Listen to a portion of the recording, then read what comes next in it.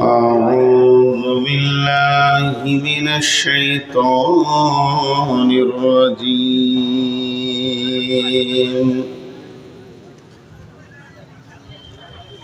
يوم ترى المؤمنين والمؤمنات يسعى نورهم بين أيديهم وبأيمانهم بشراكم اليوم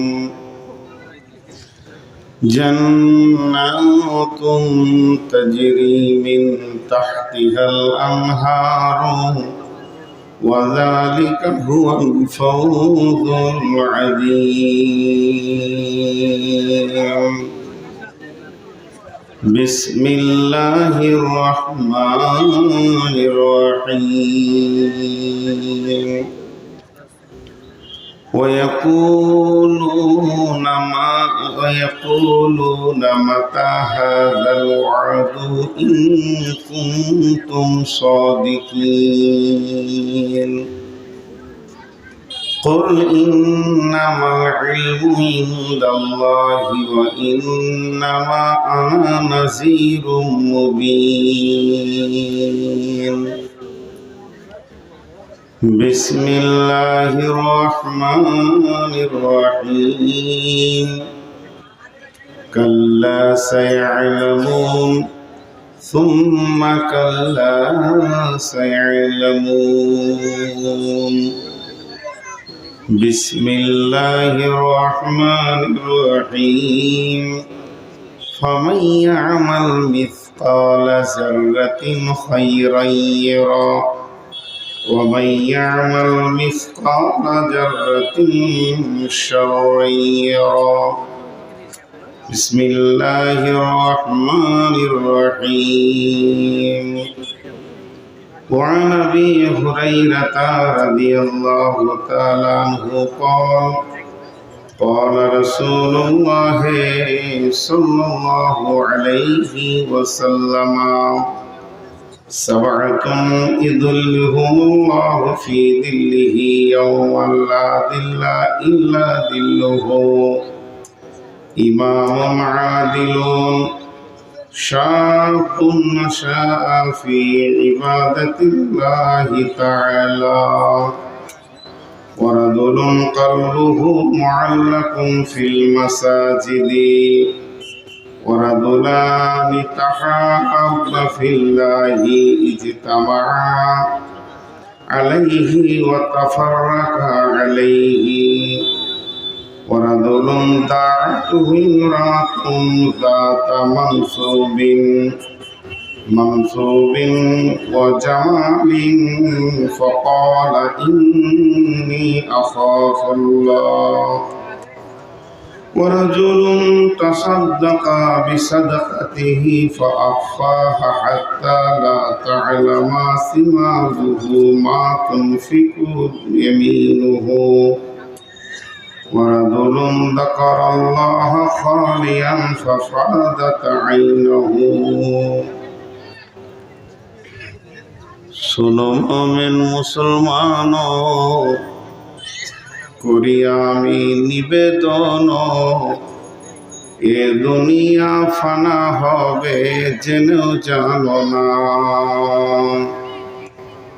ইসরাফিল ফেরেশতা যাবে সিঙ্গার ফুঁকিবে ভাবে, তামাম জমিন উড়ে যাবে আর তো কিছু রবে না। এ দুনিয়া ফানা হবে জেনেও জানো না। শোনো মুমিন মুসলমান, করি আমি নিবেদন, এ দুনিয়া ফানা হবে জেনেও জানো না।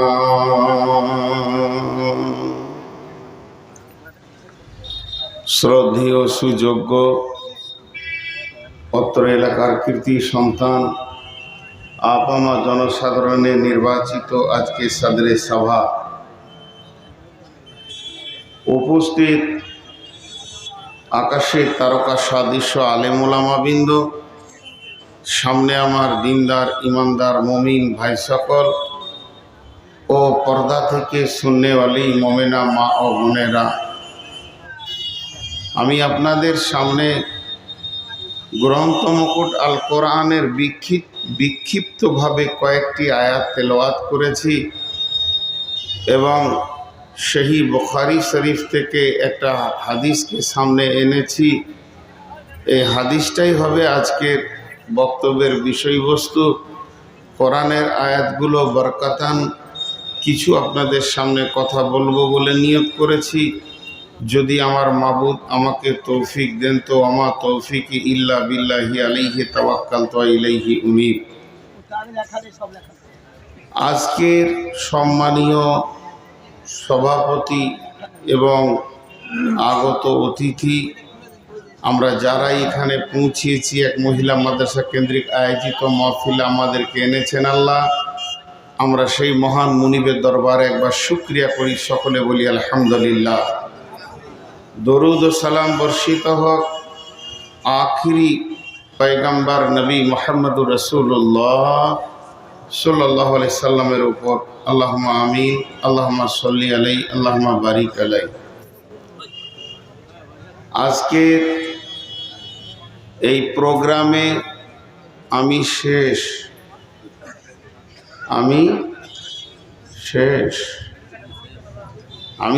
মানে বুঝছেন তো, আমি শেষ।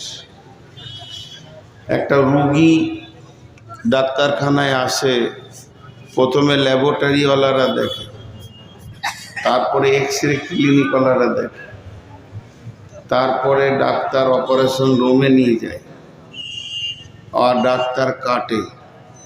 সেখানে 4 রকম ডাক্তার থাকে: অপারেশনের ডাক্তার, হার্টের ডাক্তার, অক্সিজেন ডাক্তার, সবাই মেজারমেন্ট করে রুগীটাকে।